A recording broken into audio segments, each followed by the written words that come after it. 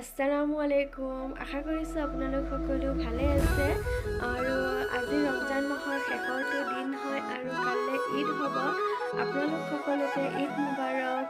আশা কৰিছোঁ আপোনালোকৰ গোটেই দিনকেইটা ভালে ভালে গ'ল আৰু ঈদৰ প্ৰিপাৰেশ্যন ভালকৈ চলিছে আৰু আমাৰ ইয়াতো চলিছে। আহকচোন আপোনালোকক আমাৰ ইয়াত কি ধৰণে চলিছে অলপ দেখাই।